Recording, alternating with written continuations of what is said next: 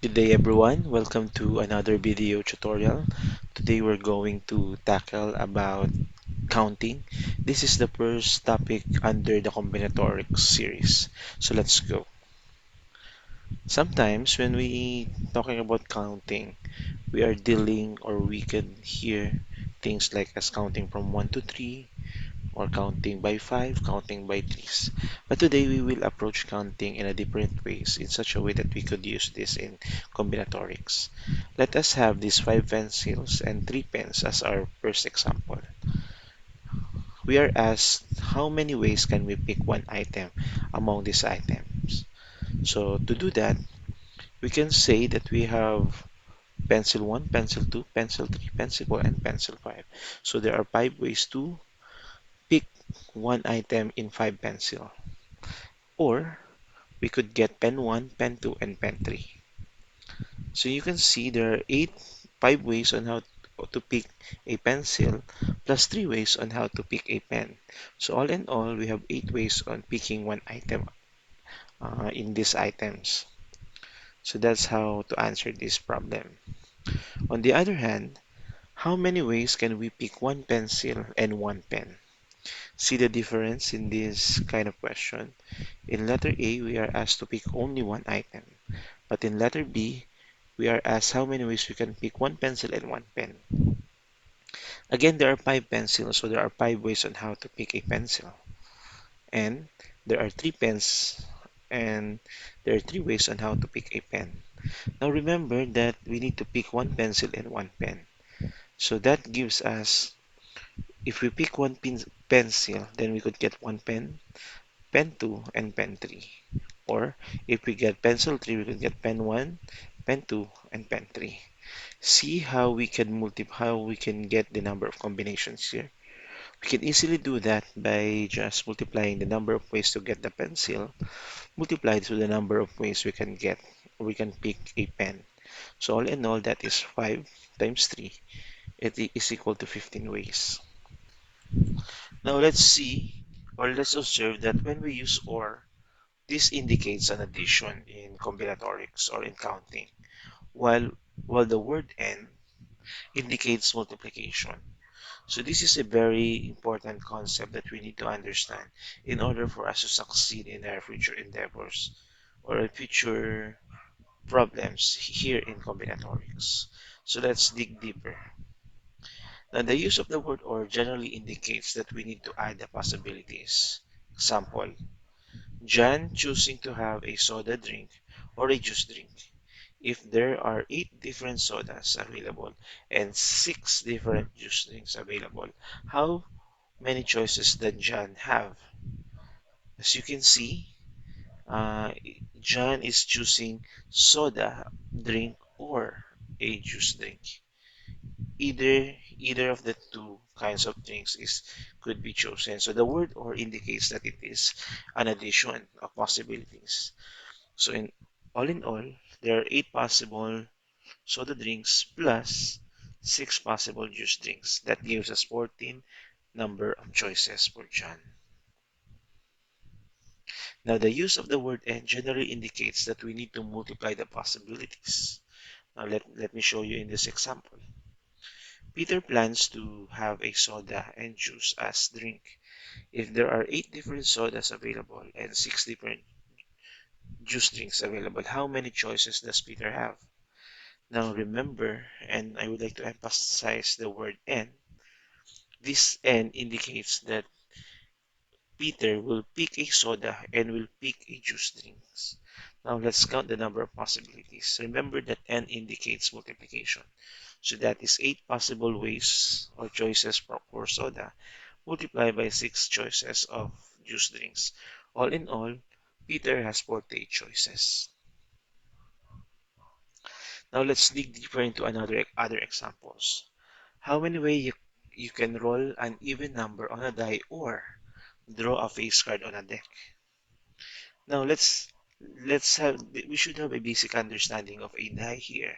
A fair die composed of 6. A cube die is composed of 6 faces, so from 1 to 6. So all even numbers there are 2, 4, and 6. So the number of possibilities of getting an even is 3. Plus, in a standard card deck, there are 52 cards, and there are 12 face cards in that standard deck. So all in all, we will be having this equation. 3 plus 12 is equal to 15. Now, on second example, how many ways can you roll an even number on a die and draw a face card on a deck? So same possibilities, but we will be using different operation. So that is 3 multiplied by 12 because of the word and that is equal to 636 possibilities or 636 ways. Number 2, James is selecting an outfit. He has 7 different pants and 5 different t-shirts. How many outfits are possible? So in this case, if James is selecting an outfit, there are 7 pair of pants and 5 different t-shirts. James cannot just use or you cannot just wear a pants without a t-shirt. So all in all, the N means is a combination of pants and t-shirts. So we will be multiplying the number of pants to the number of t-shirts, which is 7 multiplied by 5. That is equivalent to 35. Now Mary is selecting an outfit. She has 7 different pairs of pants, 4 different skirts, and 9 different t-shirts. How many outfits are possible? Now, in this case, we will consider that pair of pants and skirt cannot be joined together, meaning you could choose either you wear a pants or you wear a skirt. In this case, we will just add the the number of pants to the number of skirt and multiply it to the number of t-shirts. Again, pants or skirt, so we need to add them, and t-shirt, we need to multiply the answer here.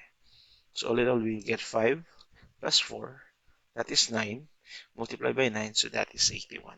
So there are 81 outfits possible. Now let me give you some different example. There are 4 different roads joining A and B, and 5 different roads joining B and C. How many different ways could one travel from A to C? Remember, A to B and B to C. So that's how we're going to travel.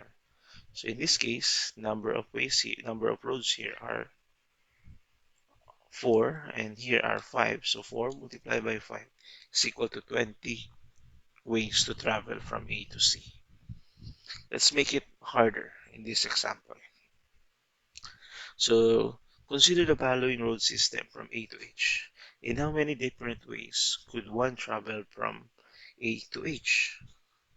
So let us list all of our possible ways. If we're going to B, we'll be having this as our road. So that is, or we could just use AD, E, and H. Or we could just use AG and H. So that's how we're going to travel here. Now let's count the number of different ways here. From A to B, we have 1. Then from B to 3, we have 1, 2, 3. And from C to H, we have 1.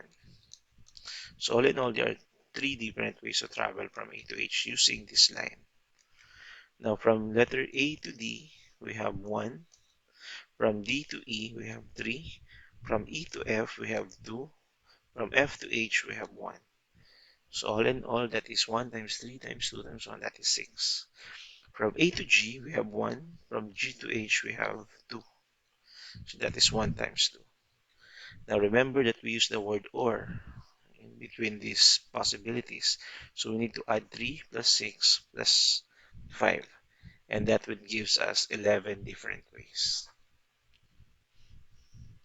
Okay, that's all for this tutorial. I hope that you will listen to my next video tutorial about fundamental counting principle. and other counting techniques. So bye for now and have a great day.